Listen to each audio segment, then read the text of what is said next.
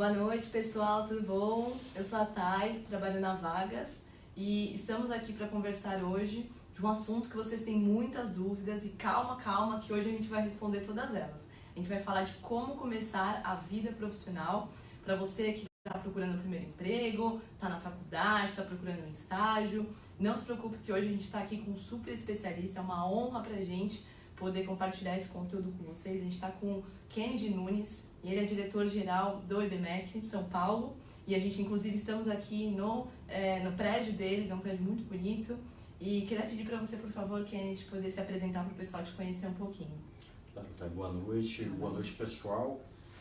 A gente vai conversar um pouco aqui, vamos trocar algumas ideias, né, sobre carreiras, falar um pouco sobre desenvolvimento, né, e contar um pouco sobre mim para vocês. E eu acho que de fato a gente pode ter algumas coisas muito em comum sobre pensar o começo da carreira e pensar o futuro. Eu sou psicólogo e na minha trajetória profissional acabei optando por seguir a área de administração.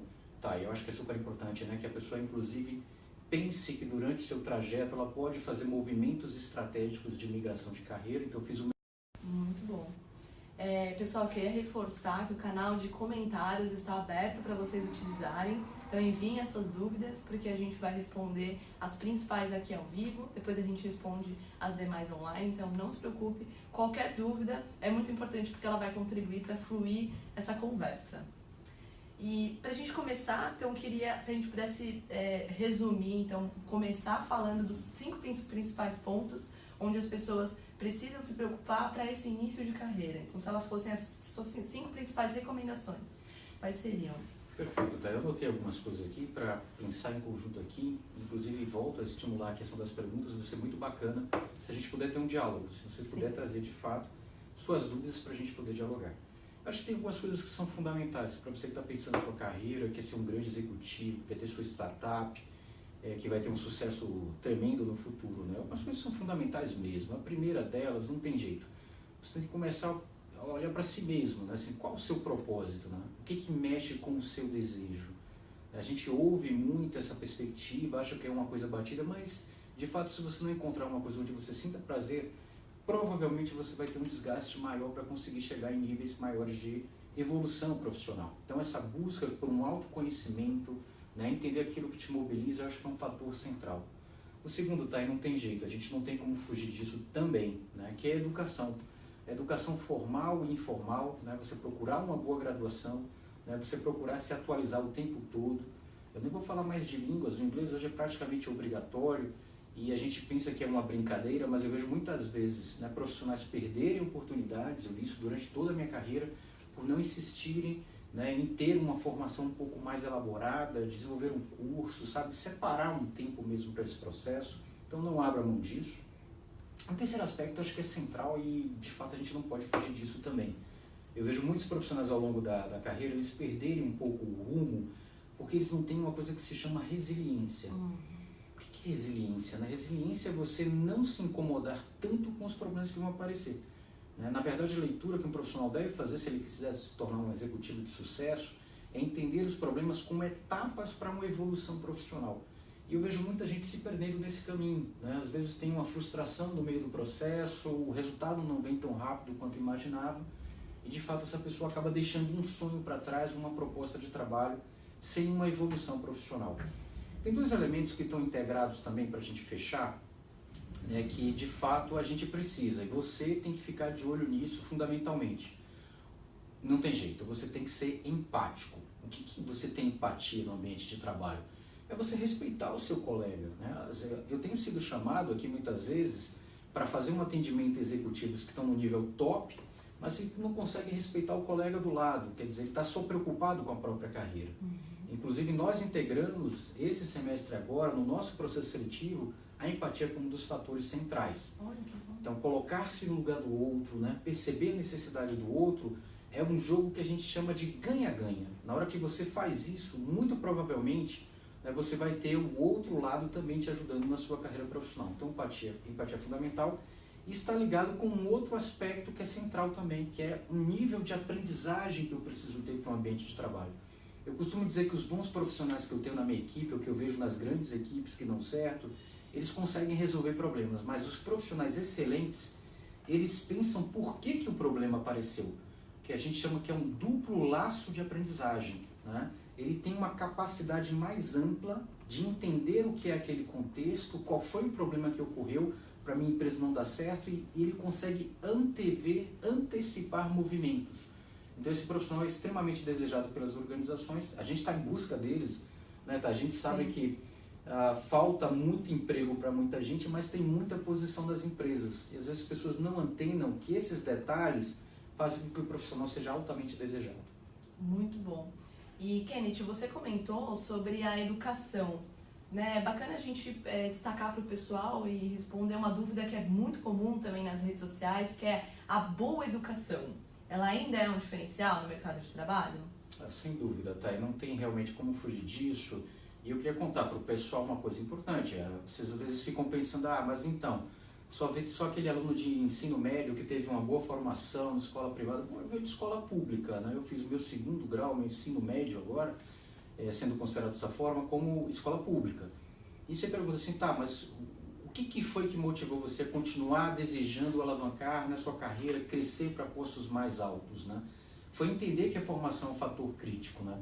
O IBGE já pesquisa há muito tempo, ele mostra que no nível de evolução de uma pessoa, mesmo quando ela está estagiando, ela já consegue se diferenciar de um salário mínimo.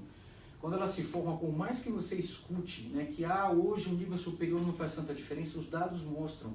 As famílias que têm profissionais, né, que têm um nível superior, eles se diferenciam em muito do profissional que só tem o ensino médio.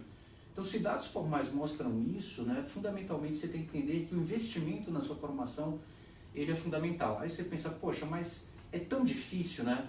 É difícil, mas vale a pena. Para cada ano estudado, tá? A gente tem analisado isso, fundamentalmente uma pessoa tem uma evolução de salário, né, proporcional a quase que um salário mínimo por ano, né? São dados meio que informais, mas a gente tem pesquisado continuamente o mercado de trabalho e isso está muito evidente. Para cada ano de investimento na educação formal, maior o grau que ele tem, né, para o seu desenvolvimento profissional. E, óbvio, uma boa formação faz toda a diferença nesse sentido. Olha só que legal, a gente está com uma pergunta onde a pessoa diz assim: qual a melhor dica para quem acabou de iniciar no mercado? Me formei no final de 2017, se formou agora, e estou em busca de oportunidades. Cursos complementares auxiliam nessa busca? Não tenha menor dúvida, você que está perguntando isso. Isso hoje não tem como você não complementar a educação formal com cursos também que vão agregar para a sua prática profissional. Um profissional, por exemplo, que se forma na área de recursos humanos, né? Ele precisa começar a olhar desde o início, dentro especificamente, por exemplo, daquela formação, o que é a especialidade que ele está buscando, que mais ele tem competência. Eu posso usar o meu exemplo. Eu comecei minha carreira na área de recursos humanos e fui buscar um curso dentro da área de remuneração estratégica, que é algo que mexe muito com o meu propósito, eu gosto bastante dessa área, mas eu senti a necessidade de complementar a formação nesse sentido. Então eu investi bastante nessa carreira, na verdade nessa formação específica, acabei me tornando um especialista global nessa área. Não continuei por um desejo de avançar como executivo. Então você que está pensando nessa perspectiva, sim, vale a pena investir. Agora, dê tiros certeiros, procure identificar aqueles cursos que vão de fato agregar para a sua formação específica e dentro do seu objetivo de carreira. E olha só, uma pergunta que a gente recebeu da Tatiane. Qual o maior diferencial que você vê hoje em um profissional? O maior diferencial, porque a gente trouxe alguns pontos que são importantes, mas se a gente pudesse destacar o principal, qual seria, na sua opinião? Curioso, tá? Há pouco eu estava reunido com a minha equipe, né? Uma equipe de líderes, né? Então eu lidero líderes. E eu estava falando exatamente sobre esse ponto com eles, né? Tatiane, tem uma coisa que é fundamental, ninguém vai abrir mão como gestor na hora de pensar na sua contratação, que é a atitude em relação ao trabalho que você desenvolve. O que a gente busca muitas vezes em entrevistas de seleção, dinâmicas de grupo, mais do que competência técnica, eu chamaria de básica, tá? Isso você vai precisar, você vai ter que investir nisso. Mas aquilo que diferencia um profissional do outro é a capacidade que ele tem e o quanto que ele consegue mostrar isso, de que ele é uma pessoa que consegue lidar com situações problemáticas, né? Ele consegue oferecer alternativas, ele se mostra disponível para o aprendizado, né? Ele se mostra uma capacidade de aprendizagem que o diferencia dos demais. Eu te garanto, na minha carreira, infelizmente eu tive que fazer muitas demissões e tive que fazer, e o outro lado positivo, de fazer muitas contratações, né? Normalmente o profissional que cresce não é tanto que tenha competência técnica, mas é aquele que a gente chama de rainmaker. Rainmaker é um termo que a gente usa para dizer a pessoa que faz chover, né? Então essa pessoa ela tem uma capacidade de analisar situações, ela é resiliente, né? Ela observa os colegas e com aquela atitude ela consegue mudar um contexto. Isso, tá, faz toda a diferença. Puxa, que legal. E Kenneth, na sua opinião, você acha que as escolas, as universidades estão preparando esses futuros profissionais para esse mercado em futuro transformação que a gente vê na frente? Então, a educação mudou muito, né? A gente sabe, obviamente, né, pelo volume de informações que as pessoas têm acesso. Você, por exemplo, está assistindo essa live aqui agora, você está provavelmente bombardeado aí por várias outras informações simultâneas. Então, as instituições de ensino elas tiveram um pouco que se reinventar nesse processo, né? O que a gente costuma pensar é que se você não fizer isso também, você fica obsoleto. Então, isso não faz muito sentido se a instituição ela não evolui nesse aspecto. Então, óbvio, né? Quando a gente fala de uma educação formal, a gente está dizendo é necessário para um administrador, um economista, ter o fundamento de micro, de macroeconomia, sensacional, ele precisa mesmo dessa base. Mas no período do contraturno, a gente está discutindo aqui programação com os nossos alunos, que é uma questão de algoritmos que hoje são necessários, o entendimento do mercado de capitais, as criptomoedas, né? Às vezes a gente está ouvindo o que representa mesmo isso, né? Qual a diferença de uma criptomoeda para uma ação, por exemplo. Então, as instituições de ensino estão se movendo nessa direção, elas dialogam com o contexto, que no IBMEC não é diferente, a gente entendeu que isso é necessário e é básico. Muito bom. E vamos falar um pouquinho sobre empreendedorismo, que a gente ouve, está muito em alta esse assunto, ainda mais com essa crise, as pessoas acabam vendo maneiras de conseguir um trabalho sem ter que entrar nessa parte corporativa, porque realmente está bem difícil. Então, se a gente fosse falar de carreira sendo empreendedor e uma carreira corporativa, qual seria a sua opinião em relação a essas duas? Primeiro tem uma questão básica que a gente precisa diferenciar. A veia empreendedora, independente de eu ser o dono ou não da organização, ela pode estar presente. Eu conheço, por exemplo, muitos profissionais, né, que estão aí no mercado de trabalho, montaram suas empresas e não tem uma veia tão empreendedora. Ele começou um negócio por uma oportunidade, né, e ele de fato não consegue fazer evoluir essa atuação profissional porque ele tem uma visão de futuro um pouco restrita. Então ele acaba sendo um empreendedor que eu chamo de burocrático. E ao mesmo tempo você tem multinacionais, né, executivos que têm uma visão extremamente empreendedora, o que a gente chama de intraempreendedorismo. Então o que ele faz dentro de uma organização? Ele consegue mudar modelos, ele consegue pensar de uma maneira diferenciada e de novo a gente volta para aquela questão da atitude, né? Se eventualmente eu não faço uma autocrítica, não observo como está o meu comportamento em relação ao meu cotidiano dentro da empresa, ou eu sendo dono de uma empresa, eu provavelmente vou não evoluir em nenhum dos dois aspectos, né? É claro, se a gente pensar a economia brasileira, acaba que vemos muita gente bacana, muita gente bem preparada sendo empurrada para o movimento de empreendedorismo, não tanto por um desejo, mas muito mais por uma necessidade para aquele momento. O que eu costumo dizer, como executivo, é que essas pessoas são muito bem vistas, mesmo que elas tenham sido forçadas. Porque quando ela tem o desafio de não ter um guarda-chuva de proteção, ela acaba tendo que ter uma visão maior sobre a organização, um pouco mais estratégica, e isso ela consegue trazer para as grandes organizações. E de outro lado também vem movimentos contrários, bons executivos, sensacionais, entendendo que aquele momento na carreira dele cabia fazer uma transição para empreendedorismo, era um negócio que ele tinha desejo, e ele usou todas as competências adquiridas ao longo do tempo, né, dentro de uma multinacional, por exemplo, para desenvolver o seu negócio, e foi muito bem sucedido. E olha só, a gente está com um comentário do Vitor Fernandes, ele falou que você foi um grande mentor na parte acadêmica dele, mandou um grande abraço, e ele deixou uma pergunta, ele questionou como gerar um networking da melhor forma possível, porque a gente sabe que o networking também ajuda em várias etapas da carreira, principalmente nesse começo, onde ninguém te conhece, você precisa apresentar o seu potencial para as pessoas. Então, como começar com esse networking? Com certeza é uma questão relevante, tá? E Vitor, um grande abraço para você, bom reencontrá-lo aqui nessa live. E acho que há um ponto bastante curioso, né? O networking, por mais pragmático, instrumental que ele seja, ou seja, as pessoas pensam muito assim, eu tenho que fazer um networking para ficar bem colocado nas organizações. Mas quanto mais você vai nessa direção de ele ser só instrumental, pior é o seu desempenho. Eu vou comentar contigo, vou fazer uma história rápida aqui, né? Eu praticamente almoço com alguma pessoa do meu meio profissional todos os dias da semana ou janto, né? E você me pergunta assim, tá, você está fazendo isso porque você quer fazer uma conexão de venda ou você está procurando carreira? Não necessariamente.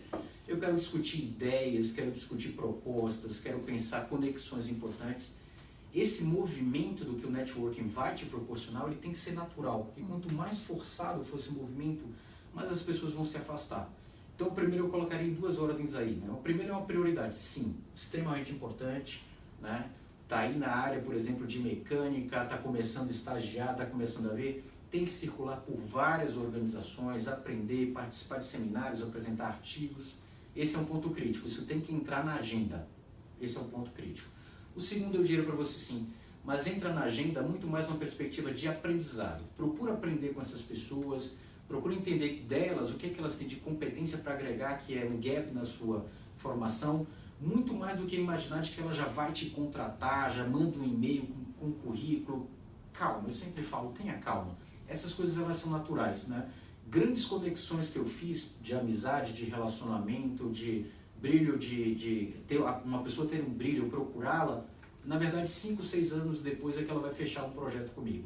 Então eu diria paciência, foco, que esse é um aspecto que precisa entrar para a sua formação, seu desenvolvimento, né? E ao mesmo tempo manter essa perspectiva sempre em aberto.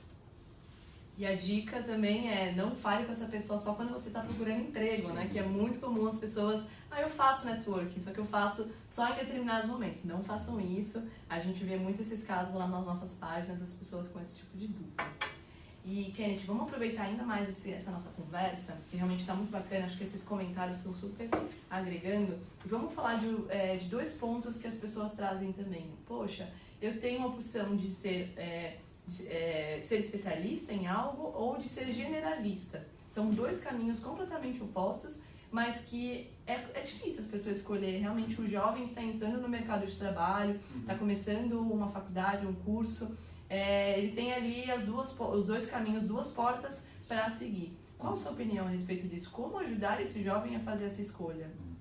Olha, tá, eu acho que a decisão não pode ser cedo. Né? Eu tenho encontrado muitos profissionais em sua carreira que imediatamente ao entrarem no curso superior já querem definir um foco, agora vou ser marketing e vou estudar tudo sobre isso. Ótimo, eu não vejo nenhum problema nesse sentido. Só que quando você entra numa faculdade é um movimento de experimentação também. Sim. É importante passar por todas as áreas, né? Me incomoda ver muitos alunos do direito, por exemplo, dizem, não, como eu sou só trabalhista, então não quero ver área de civil. Não sei, pode ser que seja uma área que de repente mexa com você no futuro. Então primeiro você tem que ter a abertura, né? Isso vai te dar esse aspecto de uma visão global.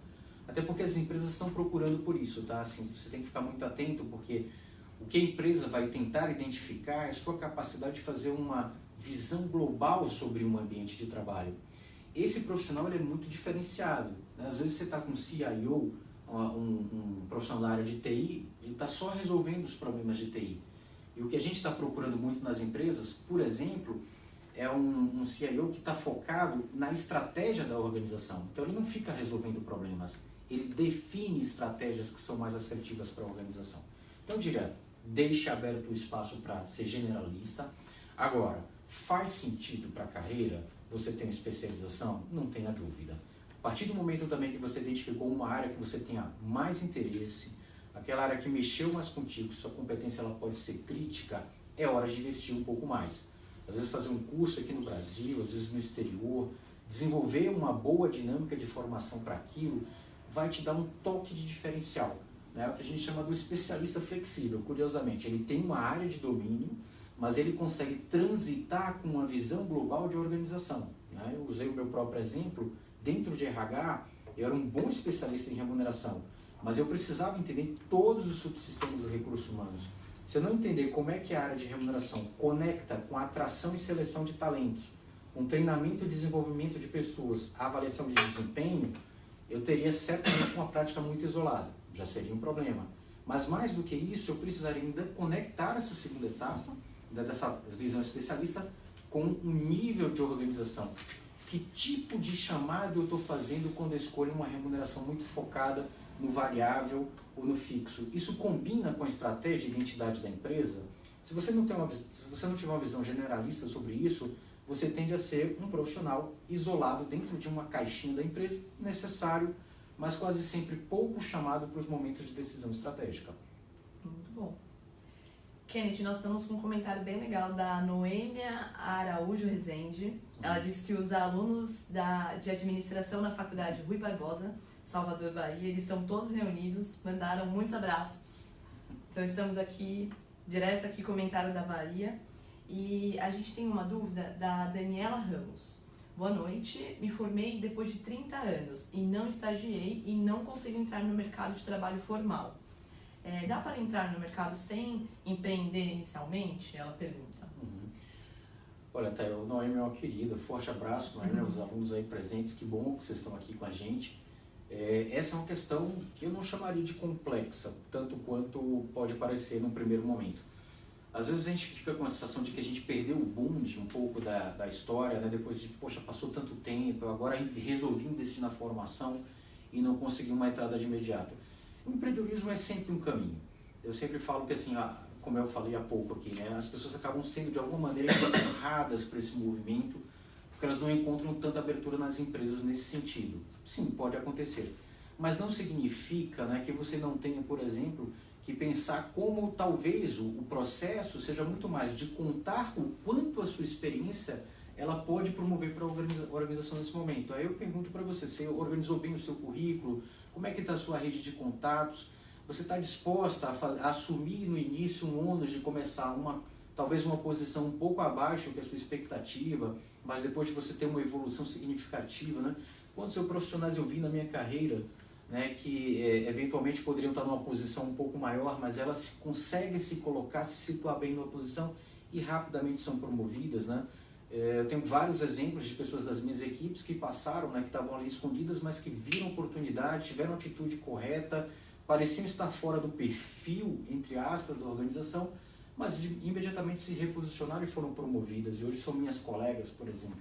Então eu diria para você, ok, empreendedorismo, coloque como uma possibilidade, nunca deixe de lado, sempre é uma boa perspectiva, porque tem um aprendizado no processo, mas também eu convidaria você a repensar de que maneira você está comunicando o seu desejo para o mercado. Porque a gente sabe, o Vagas.com, por exemplo, tem mais de 14 mil vagas hoje disponíveis. Talvez seja uma maneira de comunicar que está fazendo a diferença nessa sua entrada. Então não desista, insista um pouco, repagine um pouco como é que está a sua estratégia, que certamente vai aparecer alguma coisa. Muito bom. E, Kenneth, se a gente pudesse olhar um pouquinho mais para frente, então, qual seria o seu conselho, considerando você como um alto executivo, qual seria o seu conselho para esses jovens que querem chegar lá? A gente sabe que tem alguns passos que você viveu e sabe que não é uma linha, é uma curva. Quais seriam os seus conselhos para esses jovens que querem alcançar esse cargo de liderança? Perfeito, Thay. Tem alguns pontos críticos que eu já mencionei anteriormente, mas eu chamaria a atenção de alguns aspectos que, de fato, têm diferenciado as pessoas nesse novo ambiente profissional, né? O digital é uma questão crítica. Não tem como. Assim, não tem como, né? Eu estou brincando que eu estou fazendo 45 anos de cabelo branco e discutindo aqui com a minha equipe qual o próximo curso que eu vou fazer focado em digital. Tem que ter. A gente tem que evoluir para esse aspecto, que hoje é uma transformação muito grande. Tem o segundo aspecto que faz uma diferença muito grande, isso diferencia muitos profissionais, que é a questão de trabalhos sociais, né, trabalhos com propósito, produção de conhecimento. O que te diferencia? Né? Essa competência pensando o futuro, o líder, quando participa de ações nesse nível, ele acaba tendo um diferencial muito grande. Ele acaba percebendo que ele precisa ter algumas competências que não estavam tanto no radar dele. Então, nesse momento que ele desenvolve uma ação como essa, ele tem um ganho bastante significativo. Foco e persistência eu havia colocado, mas eu gostaria de insistir um pouco nesse aspecto, né? A gente vê assim, muita transitoriedade, as pessoas querem as coisas muito rápido, tá? Não dá para ser assim, né? Eu convido quase sempre startups a estar aqui conosco e às vezes você tem uma impressão de que ele ganhou 1 milhão no primeiro mês, né? São profissionais que estão 6, 7 anos batalhando e que conseguem uma rodada de captação, sobrevivem e quando você vê, né, depois de muita persistência e foco, eles estão aí sim fazendo resultados, então eu chamaria esse ponto como um diferencial. E o último que eu deixaria como como um desafio para cada um que está assistindo um pouco dessa live, né? O que você está fazendo de diferente com a sua carreira? Eu me lembro de um convite que eu recebi há um tempo atrás, em 2007, eu trabalhava numa grande instituição, estava muito bem posicionado e de repente recebi um convite para ser um consultor na África, né? Um trabalho que eu não tinha mínima projeção do que seria para a minha vida profissional e que na verdade mudou toda a minha maneira de pensar como profissional. Eu passei 3 anos na África, tá? E foi uma experiência muito relevante, porque me trouxe um outro olhar do que representa a atuação de um líder. Eu tinha que lidar com 100 expatriados brasileiros, uma equipe de mais de 300 angolanos, portugueses, cubanos, e essa experiência que a princípio parecia tão fora do eixo do que eu poderia usar no Brasil, hoje é um dos grandes diferenciais da minha carreira, é o que eu uso com muita frequência para usar de baliza, de parâmetro de comparação do que eu estou fazendo hoje, o que eu faria naquele período. Eu aprendi muito e eu pergunto para você, o que você está fazendo diferente pela sua carreira? Quais são os desafios que apareceram e que pareceu mais cômodo para você nesse momento? Caminhar numa direção que era mais óbvia, né? Que era de repente assumir uma coisa mais simples, mais certa, e de repente você não se desafiou. Então quando a gente fala de competência do futuro, o diferente precisa entrar, né? Às vezes é passar um ano mochilando, às vezes é pensar numa experiência, né, de entrar num negócio completamente diferente, é empreender numa área que você é desafiado, que você não tem domínio, né? Eu estou procurando esses profissionais, acredito que os grandes executivos também. E olha só que legal que você pontuou a sua experiência com expatriados, né? Ali, além da questão técnica que a gente está conversando, além do idioma, envolve uma questão cultural que vai muito além do que a gente está falando, né? Isso tem a ver com esse profissional completo, esse profissional que está aberto para o mercado, tem essa visão de mundo, que é uma coisa que as empresas hoje buscam e é bem difícil realmente, não é numa folha de currículo que você consegue trazer essa vivência, né? Pessoal, a gente está caminhando para os 5 minutos finais, então não percam essa oportunidade de deixar seus comentários. A gente está aqui com a dúvida do Paulo Henrique de Deus Moreira. Ele diz assim: boa noite, me graduei em 2016 em Engenharia Mecânica e iniciei minha transição para a área técnica para supervisão, como líder. Ele diz que ele teve muitas dificuldades nessa transição e aí ele pergunta qual o melhor caminho. Com certeza essa sua dica vai valer para ele e para muitas outras pessoas que fazem essa transição, mas às vezes não fazem da melhor forma ou não fazem com um planejamento. Então, como que você pode ajudar nessa questão? Tá aí, essa é uma questão crítica, né? Paulo, muito provavelmente o que aconteceu com você é que a gente vê em boa parte das empresas. Um excelente profissional que tem uma formação técnica, que parece ser o seu caso, e assim como um bom desempenho, ele é alçado à posição de supervisão. E a gente incorre no erro básico, quase sempre nessa situação crítica, que a gente imagina o seguinte, né? Eu passei talvez com uma experiência parecida com a sua, eu imaginava o seguinte: todo mundo agora tem que fazer o mesmo que eu faço para ser um bom trabalho. E que a gente tem um primeiro baque da carreira de liderança. A liderança, a gente aprende, né, que um aspecto crítico é que a gente tem que observar o quanto cada um é competente na sua especialidade, na sua especificidade como pessoa e profissional, para a gente fazer um quebra-cabeça de como conectar esses atores para o melhor resultado. Lembra sempre, Paulo, assim, para você pensar como uma pessoa que está liderando um grupo, você atinge o resultado por meio do comportamento de outras pessoas, não definindo completamente esse comportamento. Então, acho que o primeiro desafio que você tem é olhar a sua equipe, né? Você sai de uma formação técnica, você precisa começar a olhar o seu grupo de uma maneira bastante crítica, né? Qual é a situação que você vive? Hoje, quando a gente fala de liderança de grupos, depende muito do contexto, né? Que é uma questão chave. O que o contexto te fala? É a situação mais emergencial? Você precisa trabalhar definições para ter um resultado mais de curto prazo e depois você precisa fazer uma gestão mais participativa? Ou não, é um ambiente onde você tem mais espaço para chamar as pessoas e dar mais autonomia, né, pensando que cada um vai desenvolver? Isso cabe a você fazer uma leitura de contexto para a sua atuação. Tem uma dica importante para você também, Paulo. Você não pode esquecer que autoconhecimento é um fator crítico. O que vai aparecer na sua equipe tem muito a ver com a sua história. Você vai ver sendo reproduzido ali na sua frente muito das suas relações, que você vai tender a repetir comportamentos de um chefe que você gostava ou de um professor que foi uma referência para você, e nem sempre vai ser o melhor. Então você tem que fazer uma autocrítica e fazer uma análise. Quanto eu estou contribuindo para o meu grupo ter um melhor ou um pior desempenho?